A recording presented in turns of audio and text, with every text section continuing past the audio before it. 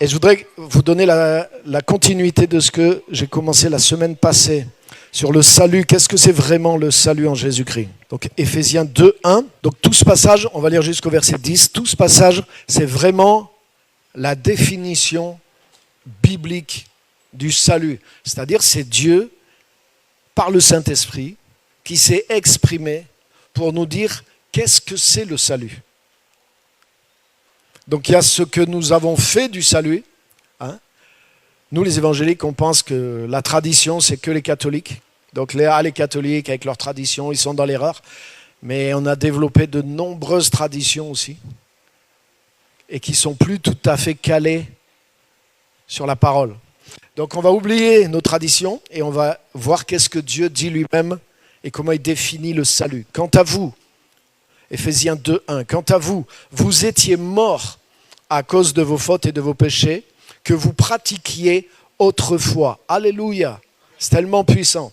Ça veut dire que quelqu'un qui est réellement un chrétien, il ne pratique plus le péché. Alléluia, alléluia. Il était mort. Donc spirituellement, il était mort, il était éteint. Et c'est pour ça qu'il pratiquait le péché. Parce qu'il était aveugle, il était mort et il était dominé par des puissances intérieures, le péché, qui sont reliées à des puissances extérieures, les puissances de ténèbres. Alléluia. Donc, nous étions morts, nous étions manipulés comme des marionnettes, de l'intérieur et de l'extérieur, et nous pratiquions toutes sortes de péchés, les uns et les autres. Donc, il y a des péchés qui sont plus flagrants, il y a des péchés qui peuvent t'amener en prison, mais il y a d'autres péchés qui ne sont pas punis par la loi. Dire du mal des autres, par exemple. Tu ne vas pas en prison pour ça. Mais c'est un péché. La médisance. L'orgueil. La jalousie. Donc je ne veux pas vous faire... voilà.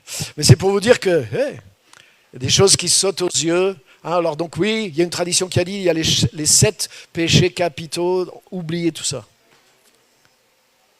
Capitaux ou pas capitaux, que tu sois capitaliste dans le péché ou smicard, pécheur tu es. Tu étais, alléluia.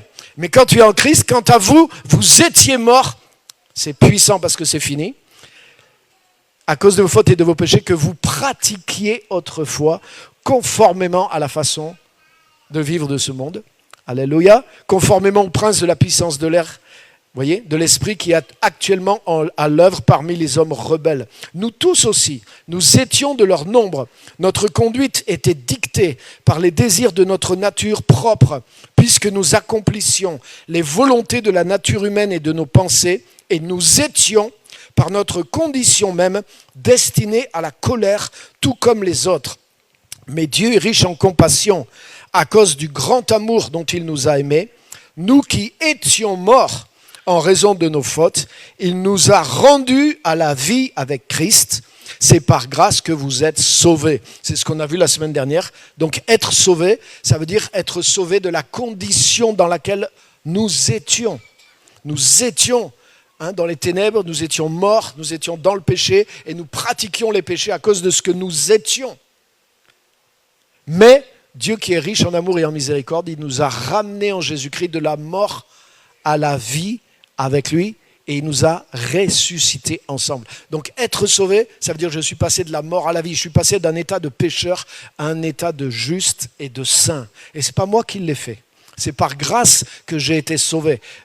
J'ai été sauvé d'un futur enfer, j'ai été sauvé de moi-même. J'ai été sauvé d'une condition que j'avais héritée d'Adam. J'ai été délivré, sauvé du venin que le diable a injecté à nos premiers parents et qui s'est véhiculé dans toute la race humaine. Mais Jésus est venu, il a pénétré cette race humaine, il a pris le venin sur lui, alléluia. Il est devenu, vous vous rappelez quand il a dit, comme Moïse éleva le serpent dans le désert, il faut que le Fils de l'homme soit élevé, afin que quiconque croit en lui ne périsse point, mais qu'il ait la vie éternelle. Connaissez l'histoire de Moïse ? Les fils d'Israël ont commencé à se plaindre, à murmurer contre Moïse, contre Dieu, juste à parler comme ils n'auraient pas dû parler. Et des serpents ont commencé à sortir, à les mordre, et ils ont commencé à mourir. Et ils ont dit, Moïse, qu'est-ce qu'on doit faire ? Celui contre qui ils avaient parlé, c'est lui qui a été dit, Seigneur, qu'est-ce que je dois faire ? Il leur dit, fais un serpent en airain, en métal, mets-le sur une perche et élève-le. Et quiconque aura été mordu et regardera à ce serpent conservera la vie. Et il en fut ainsi. Wow. Et Jésus reprend cette image. Ça veut dire que Jésus est devenu le mal qui nous a mordus. Il a pris le péché, il a été fait péché. Il a absorbé le venin, il a absorbé cet ADN qui a été envoyé par le serpent ancien dans la race humaine et qui nous a rendus mauvais, qui nous a tous pollués et par lequel nous étions morts. Jésus l'a pris sur lui, il l'a enlevé et il est devenu, par sa résurrection, une nouvelle personne, un homme nouveau, dans lequel il n'y a plus de péché, qui est uni pour toujours avec le Père jusque dans l'éternité. Et il nous a entraînés dans son élévation. Adam nous avait entraînés dans sa chute. Mais Jésus-Christ, le deuxième Adam, nous a élevés avec lui dans son élévation en nous unissant pour toujours avec le Père dans sa gloire. Alléluia, alléluia, alléluia. Et être sauvé, c'est ça. Tu étais là-bas, mais maintenant tu es là. J'ai été sauvé. Alléluia. C'est pas je serai sauvé à ma mort si le bon train m'amène au bon endroit. Non, non, non. J'ai été sauvé. J'étais pécheur. J'ai été mort. Je pratiquais le péché. Ça fait 40 ans que j'ai été sauvé. Je suis mort avec Christ. J'ai été ressuscité. Personnellement, ça fait 40 ans, plus de 40 ans même, que j'ai capté ces choses-là. En réalité, ça fait 2000 ans que ça m'est arrivé. Et peut-être même ça m'est arrivé avant. Parce que Jésus-Christ est l'agneau qui a été immolé dès avant même la fondation du monde. Mais ça, c'est une autre histoire. En tout cas, ce qui s'est passé en Jésus-Christ, quand tu le reçois, ça devient effectif pour toi. Et être sauvé, c'est être sauvé de toi. Être sauvé, c'est être ressuscité. Être sauvé, c'est être passé de pécheur à juste. De pratiquant du péché à pratiquant de la sainteté et de la justice, parce que c'est dans tes gènes et c'est dans ta nature. Autrefois, vous pratiquiez ces choses. Alléluia. Alléluia. Dans les églises, quand on prêche aux gens, vous ne devez plus pratiquer le péché, vous ne devez plus pratiquer. Mais c'est un message qui est pour des non-chrétiens. Je ne peux pas m'adresser à des enfants de Dieu et leur dire non. Paul, il s'adresse à des enfants de Dieu. Il dit autrefois, mais vous pratiquez ces péchés, vous les pratiquiez autrefois. Si tu pratiques le péché régulièrement, je ne pense pas que tu sois réellement un vrai chrétien. Je te le dis franchement, ce n'est pas possible. Qu'un vrai chrétien puisse chuter, oui, c'est possible.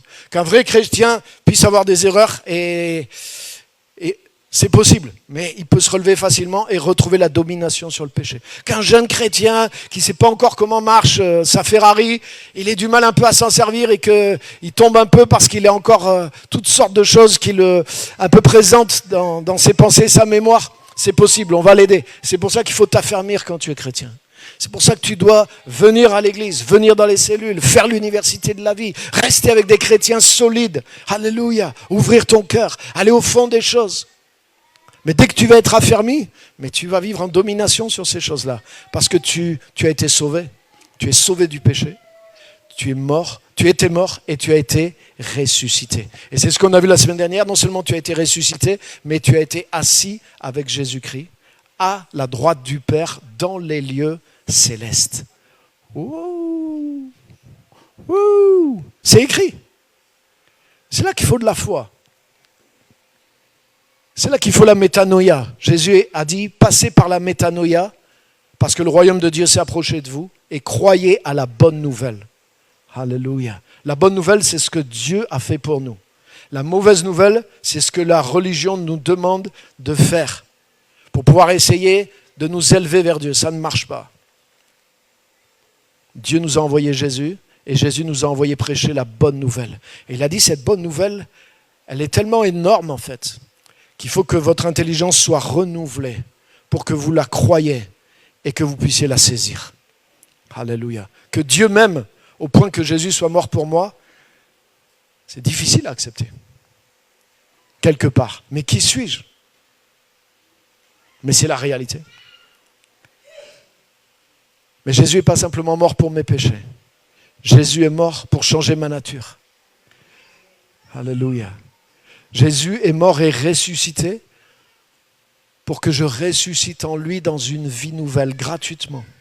Une vie nouvelle dans laquelle je suis uni au Père, sans interruption.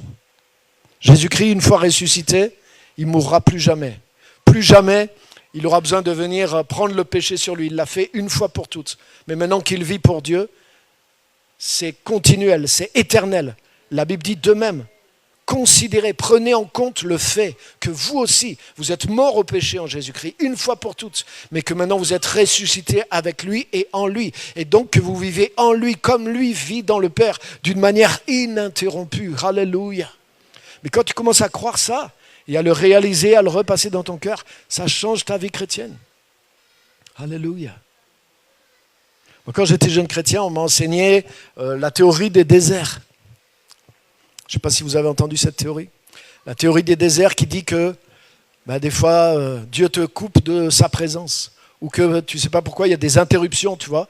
Des fois, tu sens Dieu en toi, l'Esprit de Dieu est sur toi, mais il y a des coupures, je ne sais pas, peut-être d'électricité. Mais en général, dans ce genre de message, c'est toujours toi le problème. C'est parce que tu n'es pas assez bon, parce que tu ne pries pas assez, parce que tu as eu une pensée contre ta belle-mère. C'est normal, elle voulait t'empoisonner. Bref. Ou alors, carrément, j'ai même entendu des messages, des fois Dieu te retire exprès sa présence pour que tu galères un petit peu. Et pour t'apprendre un petit peu ce que tu as besoin de lui, tout ça. Mais c'est toujours pour te faire du bien après. C'est comme si toi, tu disais à ton enfant de 5 ans, tu ne vas pas manger pendant 2 semaines. Comme ça, tu seras plus reconnaissant au bout de 2 semaines de toute la nourriture et de l'eau que tu as à la maison. Est-ce que c'est une bonne manière d'éduquer? Non, vous pouvez lui dire simplement, dis merci. Je vous recommande plutôt cette méthode-là. Enseignez-lui la reconnaissance, mais vous n'allez pas empêcher votre enfant de manger pendant 2 semaines. On est d'accord? Mais il y a ce genre de théories qui sont dans l'Église. Ah ouais, c'est normal, tu sens plus l'Esprit de Dieu. Ouais, mais peut-être Dieu le veut, Dieu te fait passer dans un désert pour te briser. La théorie du Dieu qui brise ses enfants. Qui a déjà entendu prêcher ça? Dieu te brise. Non, moi c'est le péché qui m'a brisé. Le monde m'a brisé. Le diable m'a brisé. D'autres m'ont brisé. Mais Dieu, il n'a fait que me reconstruire. Depuis 40 ans que je le connais, jamais Dieu m'a brisé. Jamais. Dieu m'a reconstruit. Jésus, il est dit, Jésus a été brisé pour nous. C'est écrit, Ésaïe 53, il a été brisé, frappé et humilié. Et le châtiment qui nous donne la paix est tombé sur lui. C'est lui qui a accepté d'être brisé pour que nous soyons reconstruits et que nous soyons bénis. Alléluia. Et quand tu comprends que tu es mort et que tu es ressuscité en union avec Jésus-Christ, tu comprends qu'il n'y a aucune coupure dans ta relation avec Dieu. Jésus a vécu la coupure quand il était sur la croix et qu'il a dit « Mon Dieu, pourquoi m'as-tu abandonné ?» Dieu ne l'a pas abandonné, mais Jésus a vécu le sentiment d'être séparé de Dieu au moment où il est devenu péché, au moment où il a pris notre condition. Il est rentré, lui qui est un avec le Père de toute éternité, dans la partie humaine de son être. Il a goûté ce que c'est, la séparation d'avec le Père. Donc Jésus a connu la séparation d'avec le Père pour que tu connaisses l'union éternelle avec lui. Alléluia. Il est mort pour le péché une fois pour toutes, mais maintenant qu'il vit, il vit pour Dieu d'une manière ininterrompue. De la même façon, c'est la Bible que je vous cite là, considérez que vous aussi vous êtes mort au péché une fois pour toutes, mais que maintenant que vous êtes ressuscité avec Christ, vous êtes dans une union ininterrompue avec lui. Il n'y a pas de désert, il n'y a pas de coupure, il n'y a pas de panne de débit. Vous êtes assis avec Christ à sa droite dans les lieux célestes. Et si tu es en Christ, tu es en union ininterrompue avec lui par grâce, pas par tes efforts, pas par ta propre sainteté, tes efforts de prière, ni par tes jeûnes, mais par la mort et la résurrection du Fils de Dieu. Alléluia. Alléluia. Combien disent Amen? Ouh, ça c'est l'évangile, les amis. Alléluia, l'évangile pour les chrétiens. Je vais vous lire un autre texte dans Hébreux chapitre 1er, très court, sur l'histoire d'être assis avec Christ dans les lieux célestes.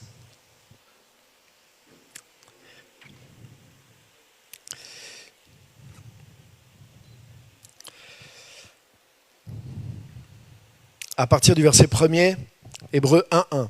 Après avoir, super, autrefois, à de nombreuses reprises et de bien des manières, parlé à nos ancêtres par les prophètes. Donc tout ça, c'est l'Ancien Testament.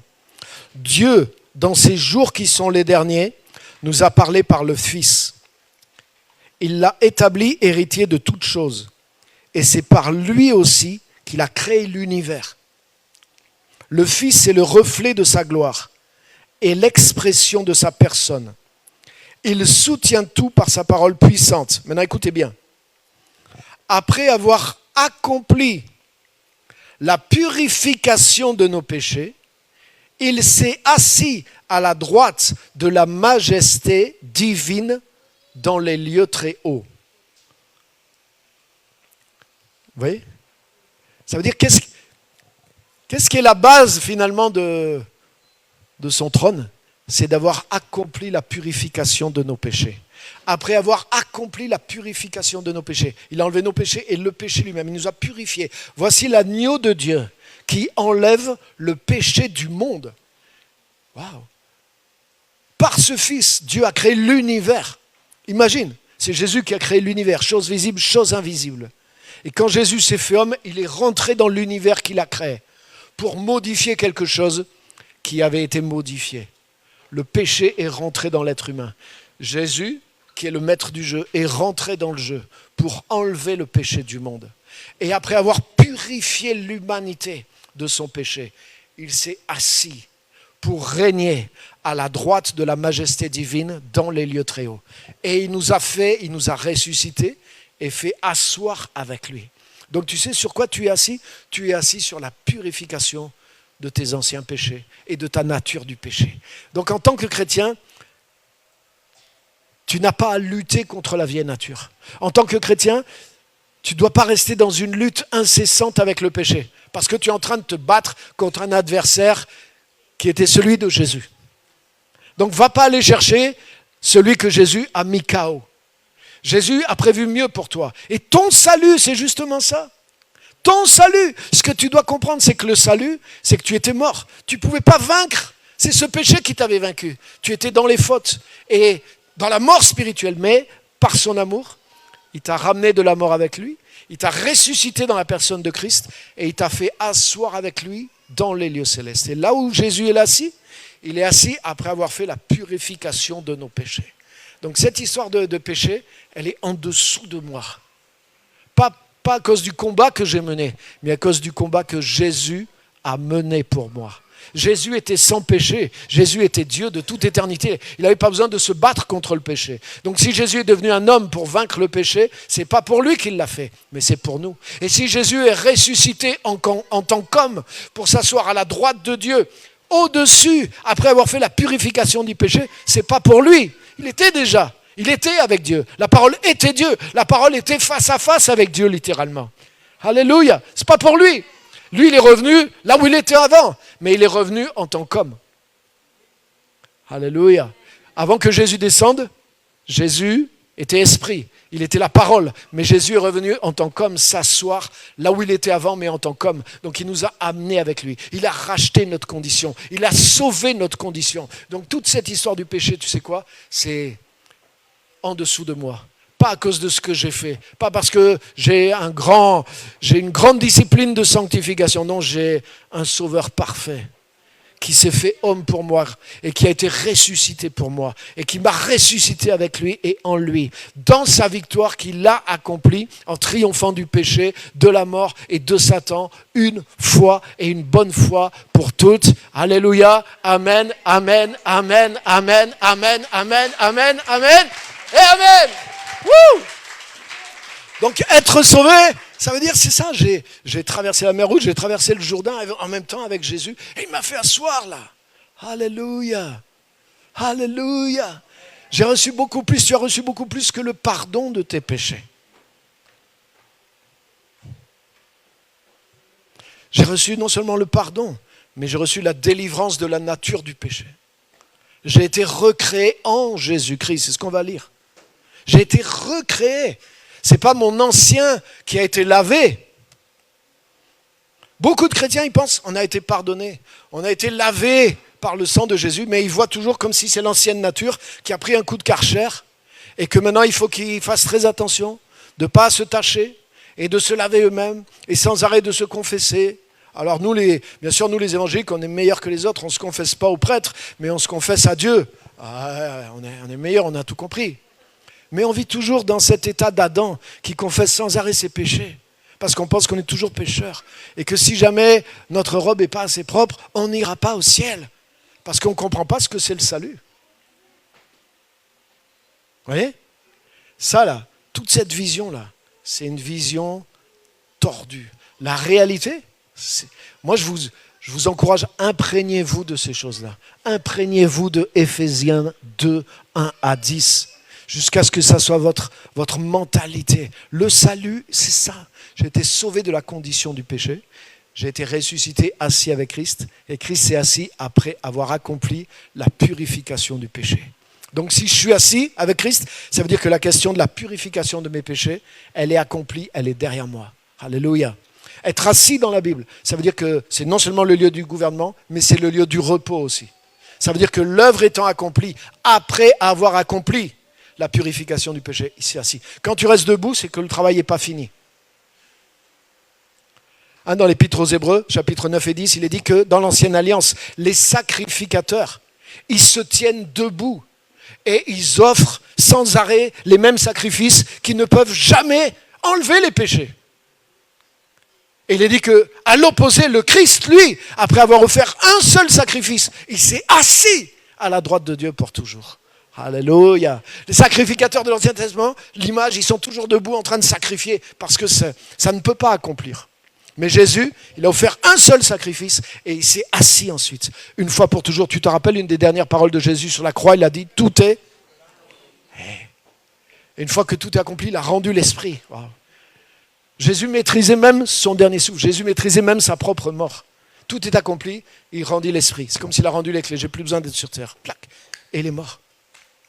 Et il a été s'asseoir à la droite de Dieu. Il a accompli la purification de nos péchés. Alléluia. Quand Dieu a fini la première création, à la fin du 6e jour, quand il a créé l'homme, il a dit, voici, cela était très bon. Et qu'est-ce que Dieu a fait ? Dieu est entré dans son repos. Une fois que l'œuvre a été achevée et qu'elle était parfaite, il est entré dans le repos. Jésus, après avoir accompli la purification des péchés, il s'est assis à la droite de Dieu et il nous a fait asseoir avec lui. Ça veut dire que l'œuvre a été parfaitement accomplie en ce qui concerne ton péché, ta situation devant Dieu. Jésus t'a réconcilié, Jésus t'a uni à Dieu, Jésus a changé ta nature. Donc l'œuvre parfaite a été accomplie. Et il ne t'invite pas à lutter pour obtenir ça. Il t'invite à entrer dans le repos que lui-même a ouvert. C'est le message qu'il y a dans Hébreux chapitre 3 et 4, où il nous est dit que nous devons entrer dans le repos de Dieu. Le repos de Dieu. Alléluia. Le repos de Dieu, c'est quand Dieu a fini l'ouvrage, il s'est reposé. Alléluia. Vous savez que Adam a été créé à la fin du 6e jour ?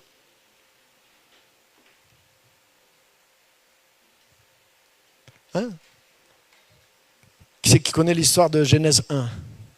La création du monde. On l'apprend aux enfants à l'école du dimanche, mais il y a tellement de choses là-dedans. Adam et Ève ont été créés à la fin du 6e jour. La fin du 6e jour, dans la semaine biblique, c'est le commencement du repos. Alléluia, alléluia, alléluia. Dieu a créé tout l'environnement, la terre, les cieux, les animaux, les oiseaux. Dieu a planté un jardin dans le jardin des délices dans Hélène. Dieu a placé l'homme. Dieu a donné a séparé le premier Adam en un homme et une femme. Et il les a mis dans tout ce qu'il avait fait. Et là, c'était la fin du 6e jour. Donc, autrement dit, Dieu avait tout fait.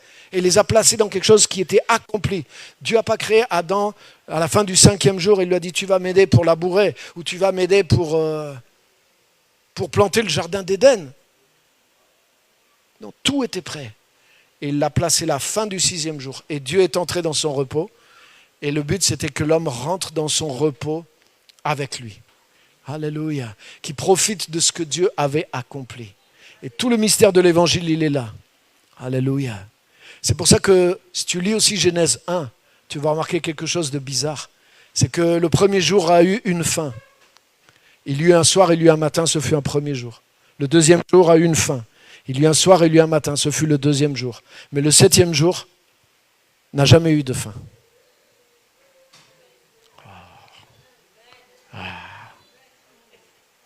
C'est pour ça, Hébreux 3,4, il nous dit, il reste un repos du septième jour pour le peuple de Dieu. En fait, c'est une dimension mystique. Dans le septième, quand Dieu a tout accompli, il est rentré dans le repos, et le septième jour, c'est jamais arrêté. Et dans la Bible, sans arrêt, Dieu a parlé à Israël. Si vous entendez ma voix aujourd'hui, vous pouvez rentrer dans le repos. Et dans Hébreux 3,4, il nous dit l'œuvre de Christ, c'est cette œuvre qui nous fait rentrer dans le repos. Pourquoi ? Parce que c'est lui qui a achevé l'œuvre à la perfection. Et il nous a entraînés dans cette œuvre. Lui-même s'est assis. Waouh ! Un jour, j'ai compris ça. Je me suis dit, mais si Dieu il est satisfait de ce qu'il a fait pour moi en Christ, pourquoi moi, je ne suis pas satisfait envers moi ? Ça m'a changé quand j'ai commencé à penser comme ça. Parce que moi, j'étais toujours, ouais, je ne suis pas assez bien, je ne suis pas assez saint. On m'a bien enseigné comme ça aussi. Je ne suis pas assez saint, je n'en ai pas fessé, je dois me... S'il y a des gens qui se sont repentis, je vous mets tous au défi. Je me suis repenti, moi, de mes péchés, mais plus que vous tous. Je me suis repenti de mes péchés, avec toute cette doctrine-là, où tu dois te repentir dans le mauvais sens, pas dans le sens métanoïa. Mais pleurer sur tes péchés. Moi, j'ai pleuré sur mes péchés, sur ceux que j'ai commis, sur ceux que j'ai pas commis, sur ceux que j'ai pensé. J'ai demandé pardon pour mes ancêtres, dans des différents pays. Je me suis repenti d'être blanc. Je me suis repenti en Haïti d'avoir été un descendant des esclavagistes. Je me suis repenti j'ai tout fait. Tous les trucs de repentance, je vous garantis. Donc, si vous voulez me défier dans la repentance, venez, les amis. Mais c'est pas ça. Ça, c'est des œuvres mortes. On essaye de faire quelque chose par nous-mêmes. Mais c'est Jésus qui l'a accompli. C'est lui qui a accompli pour la race humaine. C'est lui qui s'est fait homme. C'est lui qui a porté le fardeau. Et il ne veut pas qu'on porte le fardeau. Et si Dieu, en Jésus, déclare que tu es parfait, qui es-tu pour dire je ne suis pas parfait, je dois encore me repentir, je dois encore me changer. Ah, quand j'aurai fait ça, Seigneur, alors là, je reviendrai et là, je serai acceptable. Tu veux faire quelque chose que seul Jésus peut faire pour toi. Il faut que tu abandonnes ça. Et c'est ça qui te fait que tu rentres dans le repos. Tant que tu es en train d'essayer de t'améliorer pour que Dieu t'accepte, tu es dans un tourment perpétuel. C'est le tourment de la loi. C'est la malédiction de la loi. Tu ne peux pas être en paix tant que tu dépends de tes œuvres. Est-ce que vous êtes là? Alléluia. Wouh! Est-ce qu'on peut acclamer le nom de Jésus? Oui! Wow. Et il me reste 2 minutes. Vous voyez, on n'est pas encore au bout de 10 versets là, de Éphésiens 2. Il nous a ressuscités. Il nous a fait asseoir ensemble dans les lieux célestes en Jésus-Christ. Un lieu de repos. Pourquoi? Parce que Dieu est satisfait de l'œuvre qu'il a accomplie. Alléluia. L'œuvre parfaite a été accomplie en Christ. Le péché a été enlevé. Si tu es en Christ, ton péché a été enlevé. Si tu es en Christ, il y a une nouvelle nature en toi. Si tu es en Christ, tu as reçu le Saint-Esprit qui avait été promis. Et tu as la capacité de vivre. Le péché ne dominera plus sur toi. Parce que tu es plus sous la loi, mais tu es sous la grâce de Dieu. Tu vis par le pouvoir de Dieu. La loi de l'esprit de vie en Jésus-Christ domine sur toi. Avant, j'étais dominé par le péché. Maintenant, je suis dominé par le Saint-Esprit. Alléluia. Même sans faire exprès, je pense comme il faut. Même sans faire exprès, je prie. Même pendant que je dors, je prie. Même pas. Oh là là, c'est la nouvelle nature qui est en moi. Elle me pousse à l'avant. Elle me pousse à servir Dieu. Même Jérémie, par exemple, il avait commencé d'expérimenter ça. Il a dit, lui, il a eu une telle opposition dans son ministère. À chaque fois qu'il prêchait ou quoi, il était persécuté. On l'a jeté dans une fosse septique. C'est écrit de la boue dans nos Bibles, mais c'est une fosse septique. Vous savez ce que c'est, une fosse septique? C'est là où vont tous les toilettes, quand il n'y a pas les égouts. Donc ils ont pris Jérémie, ils l'ont attaché par des cordes et ils l'ont fait descendre dans la fosse septique de Jérusalem. Ils voulaient le noyer dans le caca communautaire.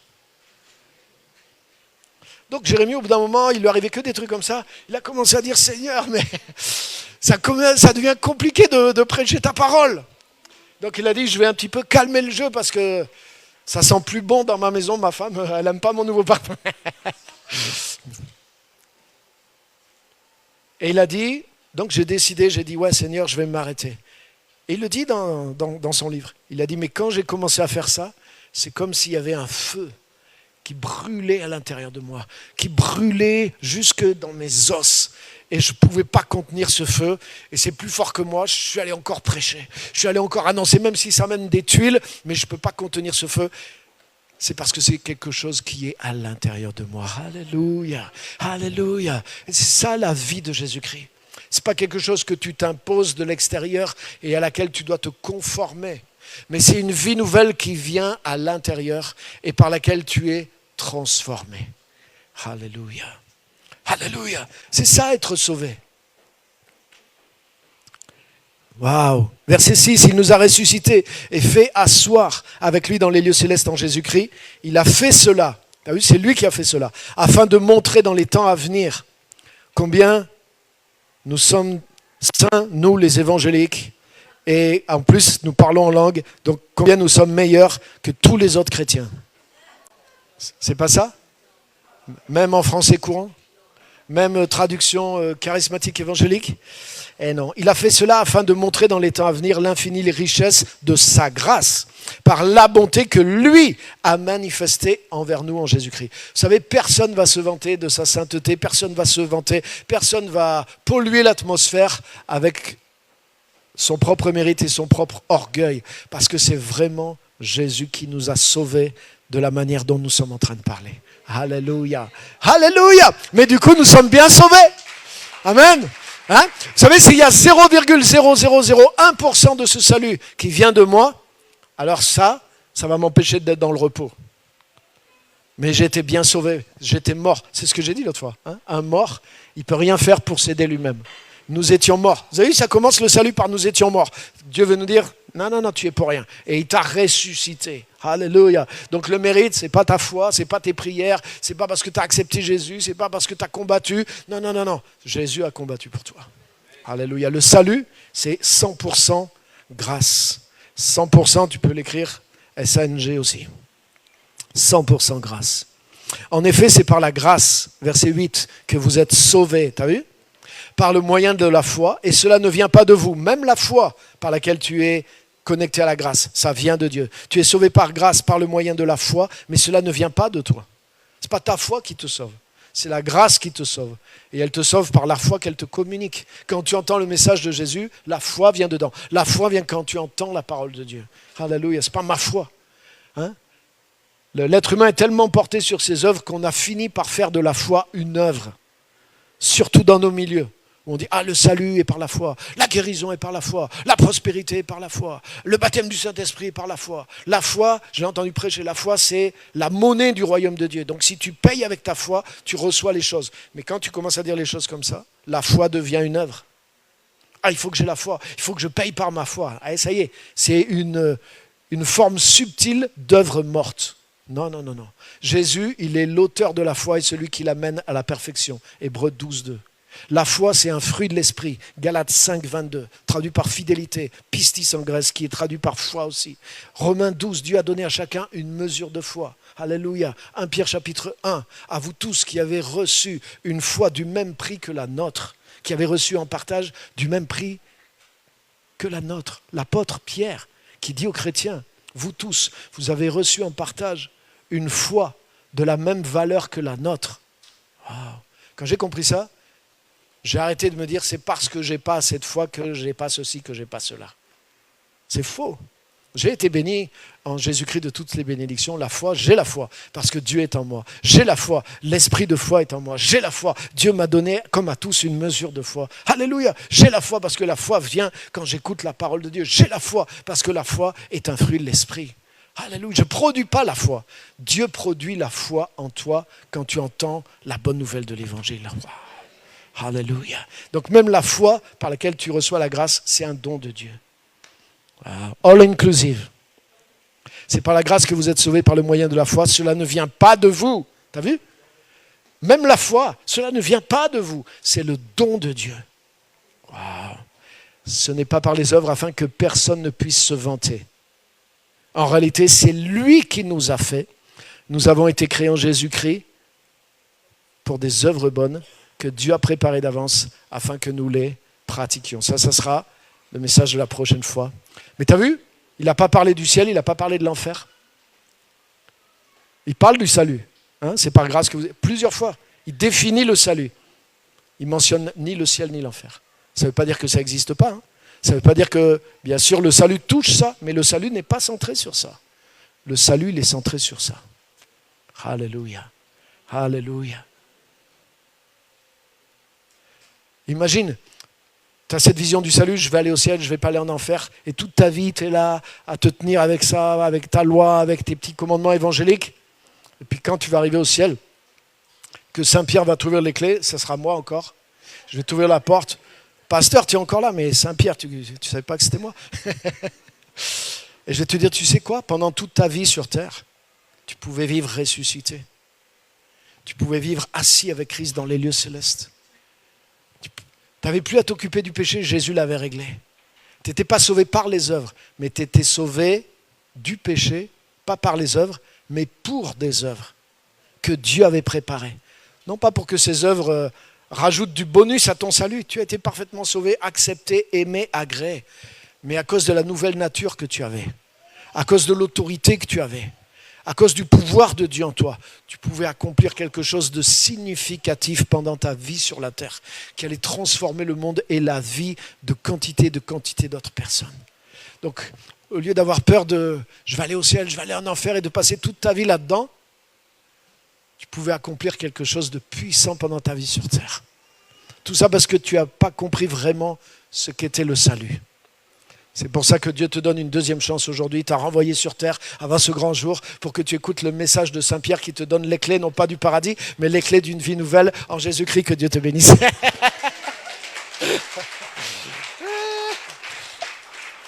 Alléluia. On va se lever, on va terminer par la prière finale.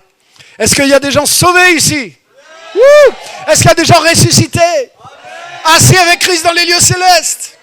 Assis sur l'ancienne purification de vos péchés? Oui! Wow! Est-ce qu'il y a des gens, Dieu vous a mené à la perfection en Christ? Christ, Dieu est satisfait de ce qu'il a fait de vous en Christ. C'est ça l'œuvre du salut. Et lui, il est rentré dans le repos. Il a dit, ce que j'ai fait en Jésus, c'est nickel. Tous ceux qui sont en Christ, pour moi, c'est mes enfants. Ça y est, j'ai aucune inquiétude, quoi. L'œuvre est parfaite. Et Dieu s'est reposé. Jésus s'est assis. Il ne va pas revenir une dernière fois pour perfectionner l'œuvre. L'œuvre est nickel. C'est satisfaisant, très satisfaisant. Donc, est-ce que toi, tu ne peux pas rentrer dans le repos vis-à-vis de toi-même? Alléluia. Accepte que tu es accepté. Et rejette que tu es rejeté. Et ne crois pas que tu as encore quelque chose à accomplir pour que Dieu t'accepte. Tout a été accompli par Jésus pour que Dieu t'accepte. Il a fait de toi une nouvelle créature en Jésus-Christ. Et c'est par grâce que tu as été sauvé. Reste dans la foi, reste dans l'évangile. Et tu vas en voir les fruits dans ta vie. Amen. Levons nos mains vers lui.